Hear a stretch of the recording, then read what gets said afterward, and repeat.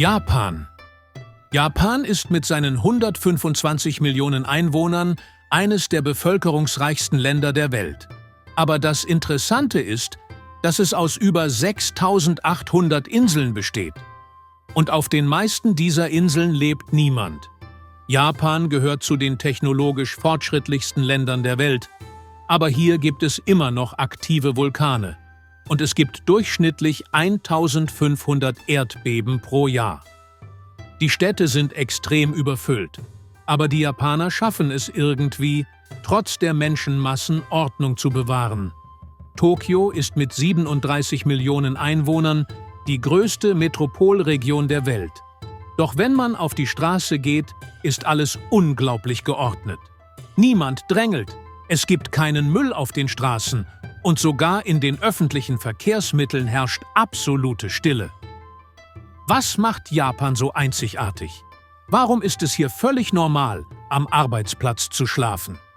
Warum ziehen es die Menschen vor, Arbeitssüchtige zu sein, anstatt ein soziales Leben zu führen? Und vor allem, warum kostet eine Melone in diesem Land $20.000? Lass es uns herausfinden.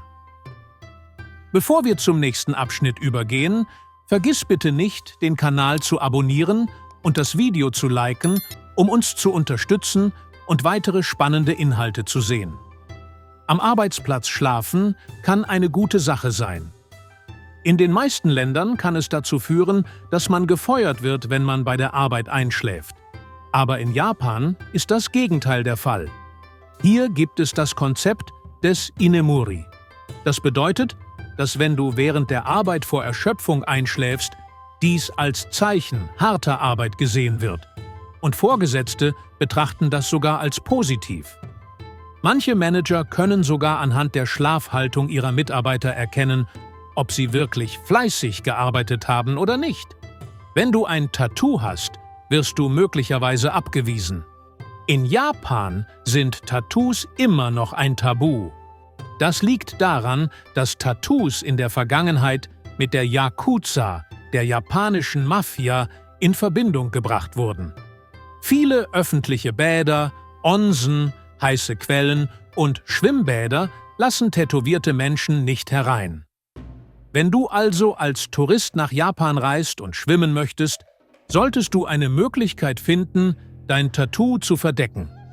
$20.000 für eine Melone, $1.000 für eine Traube. In Japan gilt Obst als Luxusgut. Aber nicht nur das. Manche Sorten werden zu unglaublichen Preisen verkauft. Stell dir vor, eine Melone kostet $20.000. Ja, du hast richtig gehört. Sogar eine einzelne Traubentraube kann bis zu $1.000 kosten. Warum? Weil diese Früchte in speziellen Gewächshäusern angebaut werden, eine perfekte runde Form haben und oft als luxuriöse Geschenke verkauft werden. Wenn du in der Bahn telefonierst, werden die Leute dich hassen. In Japan gilt es als große Unhöflichkeit, in öffentlichen Verkehrsmitteln zu telefonieren. Wenn du in eine U-Bahn steigst, wirst du eine tiefgehende Stille bemerken. Niemand telefoniert und die Menschen versuchen sogar, beim Husten so leise wie möglich zu sein. Diese extreme Stille überrascht viele Touristen. In Japan kannst du eine Familie mieten. Das ist vielleicht einer der merkwürdigsten sozialen Dienste Japans. Wenn du dich einsam fühlst, kannst du in Japan eine Mietfamilie engagieren. Du kannst dir eine falsche Mutter, einen falschen Vater, Geschwister oder sogar einen Partner mieten. Manche Menschen nutzen diesen Service jahrelang und verbringen Zeit mit ihrer gemieteten Familie, als wäre sie echt. Doch am Ende ist es nur ein bezahlter Dienst. Japans seltsame Kultur hört hier nicht auf. Was ist mit den unterirdischen Geheimnissen Tokios und den unheimlichen Geräuschen in verlassenen U-Bahn-Stationen? Im nächsten Abschnitt entdecken wir die gruseligsten und mysteriösesten Seiten Japans. Kapitel 2: Japans dunkle und furchterregende Seite. Wir haben bisher die faszinierenden kulturellen Seiten Japans gesehen. Aber was ist mit der dunklen Seite? Wusstest du, dass in den Straßen dieses Landes Geister umherwandern? Oder dass es Orte gibt, die so verflucht sind, dass sich niemand traut, sich ihnen zu nähern? Hier sind Japans gruseligste Geheimnisse. Der Aokigahara-Wald, die verlassenen Seelen der Selbstmörder. Dieser Ort gilt als einer der unheimlichsten der Welt. Am Fuße des Fuji liegt der Aokigahara-Wald, der nicht nur durch seine Natur, sondern auch durch seine schrecklichen Geschichten bekannt ist. Er wird als Selbstmordwald bezeichnet, weil hier jedes Jahr Hunderte von Menschen ihr Leben beenden. So sehr, dass die japanischen Behörden regelmäßig nach Leichen suchen müssen. Aber das wirklich Gruselige ist, dass gesagt wird, wer in diesen Wald geht, möglicherweise nie wieder herauskommt. Handys funktionieren hier nicht, Kompasse spielen verrückt und viele Menschen verschwinden spurlos. Manche glauben, dass rastlose Geister umherwandern und Menschen in die Irre führen. Wahrheit oder Mythos? Wir wissen es nicht. Aber für diejenigen, die es versuchen wollen, gibt es Warnschilder im Wald. Bitte denken Sie an Ihre Familie. Beenden Sie Ihr Leben nicht. Tokios geheimnisvolle und verlassene U-Bahn-Stationen. Japans hochmodernes U-Bahn-System ist weltberühmt, aber was ist mit den stillgelegten und verlassenen Stationen? Es wird gesagt, dass sich unter Tokio U-Bahn-Linien befinden, die auf keiner offiziellen Karte verzeichnet sind. Warum sie geschlossen wurden, bleibt ein Rätsel. Aber einige Legenden berichten von seltsamen Schatten und flüsternden Stimmen, die dort gehört wurden. Einige Arbeiter behaupten, Menschen gesehen zu haben, die plötzlich in den stillgelegten Stationen verschwanden. Auf Überwachungskameras wurden Reflexionen von Fahrgästen gesehen, die gar nicht existierten. Ist es wahr oder nur eine urbane Legende? Niemand weiß es. Aber Tokios Untergrund steckt voller unbekannter Geheimnisse. Japans Geister und verlassenen Orte können furchteinflößend sein. Aber was ist mit der unglaublichen Zukunft dieses Landes? Hotels, die von Robotern betrieben werden, Städte, die von künstlicher Intelligenz verwaltet werden und fliegende Autos. Japans Zukunft ist verrückter, als du denkst. Kapitel 3: Japans unglaubliche Zukunft. Roboter, künstliche Intelligenz und verrückte Technologien. Japan ist nicht nur für seine Geschichte und kulturellen Eigenheiten bekannt, sondern auch für seine bahnbrechenden Technologien der Zukunft.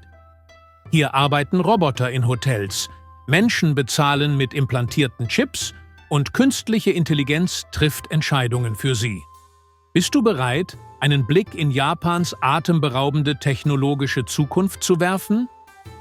Stell dir vor, du betrittst ein Hotel, aber an der Rezeption steht kein Mensch, sondern ein Roboter. In vielen Hotels Japans wurden menschliche Mitarbeiter durch Roboter ersetzt. Einige von ihnen sind sogar als Dinosaurier gestaltet. Sie erledigen den Check-in, tragen dein Gepäck und reinigen dein Zimmer. Aber das ist noch nicht alles. In Japan gibt es bereits Cafés, in denen Roboter als Baristas arbeiten.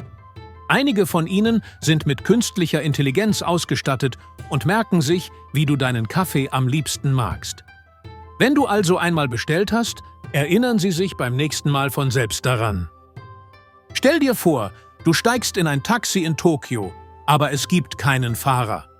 Japan gehört zu den Ländern, die autonome Taxis testen, und schon bald wird diese Technologie weit verbreitet sein. Obwohl sie sich noch in der Testphase befindet, gewöhnen sich die Menschen bereits daran, dass kein Fahrer am Steuer ihres bestellten Taxis sitzt. Aber das Verrückteste? Japan plant, bis 2025 fliegende Autos auf den Markt zu bringen. Diese derzeit in der Erprobung befindlichen Lufttaxis könnten den Verkehr völlig revolutionieren. Die Smart Home-Technologie in Japan hat mittlerweile ein Niveau erreicht, auf dem Häuser ihre Besitzer erkennen. Wenn du nach Hause kommst, gehen die Lichter automatisch an, die Temperatur wird individuell angepasst und dein Kühlschrank informiert dich sogar darüber, was fehlt und bestellt es für dich. Manche Häuser gehen sogar noch weiter. Sie erkennen die Stimmung ihres Besitzers, spielen beruhigende Musik oder passen die Beleuchtung entsprechend an. In Japan könnte dein Haus also mehr über dich wissen als du selbst. Einige Menschen in Japan tragen nicht einmal mehr eine Brieftasche, weil sie sich einen Mikrochip implantieren lassen, um zu bezahlen. Dieser winzige Chip wird in die Hand oder das Handgelenk eingesetzt und ermöglicht es, Türen zu öffnen, öffentliche Verkehrsmittel zu nutzen und sogar in Geschäften zu bezahlen. Diese Technologie wird besonders in der Geschäftswelt immer beliebter. Einige Unternehmen implantieren ihren Mitarbeitern Chips, um den Zugang zum Gebäude zu kontrollieren. Ist es möglich, dass in Zukunft Ausweise und Bankkarten völlig verschwinden? Wenn man nach Japan schaut, lautet die Antwort ja. Die nächste Revolution in der Gaming-Welt kommt aus Japan. Spiele, die mit Gehirnwellen gesteuert werden, werden bereits getestet. Das bedeutet, dass wir kurz davor stehen, eine Spielwelt zu betreten, in der du deine Figur nur durch Gedanken bewegen kannst, ganz ohne Controller. Japans Zukunft ist wirklich verrückt, aber wir sollten uns auch die Küche dieses Landes ansehen. Hier gibt es einige der seltsamsten Speisen der Welt. Möchtest du einen lebenden Oktopus essen? Oder einen Fisch, der tödlich sein kann? Im nächsten Kapitel entdecken wir Japans faszinierendste und gefährlichste Speisen. Kapitel 4: Japans faszinierendste und gefährlichste Speisen. Was kommt dir in den Sinn, wenn du an japanische Küche denkst? Sushi? Ramen? Aber was hältst du davon, einen lebenden Oktopus zu essen? Oder einen Fisch, der dich töten kann, wenn er nicht richtig zubereitet wird? Japans Küche ist mit nichts zu vergleichen, was du bisher kennst. Werfen wir einen Blick in diese verrückte Welt. Fugu, der tödliche Kugelfisch. Das ist nicht nur ein Gericht, es ist ein tödliches Spiel. Fugu, auch Kugelfisch genannt, gehört zu den gefährlichsten Speisen der japanischen Küche. Denn wenn er falsch geschnitten wird, setzt er ein tödliches Gift frei. Das in seinen Organen enthaltene Tetrodotoxin ist 1200 Mal stärker als Cyankali. In Japan dürfen nur speziell ausgebildete und lizenzierte Köche diesen Fisch zubereiten. Trotzdem sterben jedes Jahr Menschen, weil der Fugu falsch zubereitet wurde. Also, würdest du es wirklich probieren? Lebender Oktopus. Ja, du hast richtig gehört. In einigen japanischen Restaurants kannst du einen Oktopus essen, während er noch lebt. Das Gericht namens Odoridon wird mit Tentakeln serviert, die sich auf dem Teller noch bewegen. Da die Nerven des Oktopus noch aktiv sind, zucken die Tentakel weiter, wenn du Sojasauce darüber gießt. Die größte Gefahr? Die Saugnäpfe des Oktopus können sich in deinem Hals festsaugen und dich ersticken. Jedes Jahr landen Dutzende von Menschen deswegen im Krankenhaus. Beim Essen ist also Vorsicht geboten. Ein weiteres beliebtes Gericht in Japan ist Ika Odori Don, also tanzender Tintenfisch. Obwohl der Tintenfisch bereits tot ist, bewegt er sich auf dem Teller weiter. Wie ist das möglich?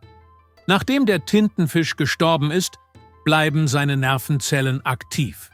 Wenn man Sojasauce darüber gießt, reagieren die Muskeln und das Tier scheint wieder zum Leben zu erwachen. Das bedeutet, dass dein Essen sich weiterhin auf deinem Teller bewegt, als würde es auf dich zukriechen. Es sieht vielleicht gruselig aus, aber für die Japaner ist das eine ganz normale kulinarische Erfahrung. Kapitel 5: Kapselhotels und ultrakleine Wohnungen. In Japan ist Platzmangel so ein großes Problem, dass viele Menschen in Kapselhotels oder winzigen Wohnungen leben. Besonders in Großstädten wie Tokio, wo die Bevölkerungsdichte extrem hoch ist, wohnen viele Menschen in nur 9 bis 10 Quadratmeter großen Mini-Apartments. Noch interessanter? Kapselhotels. In Japan braucht man kein großes Hotel, um eine Nacht zu verbringen. Die kleinen Kapselzimmer die nur ein Bett und einen kleinen Fernseher enthalten, sind eine günstige und praktische Unterkunftsmöglichkeit. Warum tragen die Japaner ständig Masken? Wenn du in Japan auf die Straße gehst, wirst du sehen, dass die meisten Menschen Masken tragen. Aber das hat nicht nur mit dem Schutz vor Krankheiten zu tun. In der japanischen Kultur ist Höflichkeit sehr wichtig. Wenn sich jemand krank fühlt, trägt er eine Maske, um andere nicht anzustecken. Außerdem verwenden viele Menschen Masken, um sich vor Allergien zu schützen oder ihr Gesicht bei kaltem Wetter warm zu halten. Die technologisch fortschrittlichsten Toiletten der Welt. Selbst die Toiletten in Japan sind wahre Wunder der Technik. Wenn du eine gewöhnliche Toilette erwartest, liegst du falsch. Hier sind die Toiletten beheizt, haben Geräuscheffekte und sind mit vollautomatischen Wasch- und Trocknungssystemen ausgestattet. In manchen Toiletten kann man sogar die Wassertemperatur, den Sprühwinkel und sogar den Massagemodus einstellen. In Japan auf die Toilette zu gehen, ist fast wie ein luxuriöses Erlebnis. Warum werden die Menschen in Japan so alt? Japaner haben die höchste Lebenserwartung der Welt. Die durchschnittliche Lebensdauer beträgt 84 Jahre und in einigen Regionen überschreitet sie sogar die 90 Jahre. Aber warum werden die Japaner so alt? Es gibt mehrere Gründe. Eine gesunde Ernährung mit wenig Fett und natürlichen Lebensmitteln, regelmäßige Bewegung und starke soziale Bindungen. Außerdem wird älteren Menschen in der japanischen Kultur großer Respekt entgegengebracht, was sie sozial aktiver hält. Japans Besessenheit mit Unterhaltung, Spielhallen und Automatenwahnsinn. Japan hat eine der größten Gaming-Kulturen der Welt. In den Großstädten gibt es riesige Spielhallen, in denen Menschen stundenlang verbringen. Noch faszinierender ist jedoch die Anzahl der Automaten in Japan. Es gibt über 5 Millionen Automaten im ganzen Land. Du findest sie an jeder Ecke und sie verkaufen nicht nur Getränke. In Japan kannst du aus Automaten warme Mahlzeiten, frische Eier oder sogar rohen Fisch kaufen. Das war's, Freunde. Damit endet diese Episode, in der wir das außergewöhnliche Leben in Japan erkundet haben. Ich hoffe, euch hat diese spannende Kulturreise genauso überrascht wie mich. Wenn ihr noch mehr Geheimnisse Japans entdecken wollt, abonniert unseren Kanal und gebt dem Video einen Daumen nach oben. Schreibt uns in die Kommentare, was ihr noch über Japan erfahren möchtet. In der nächsten Folge werfen wir einen Blick auf Japans verrückteste Gesetze. Das solltet ihr auf keinen Fall verpassen.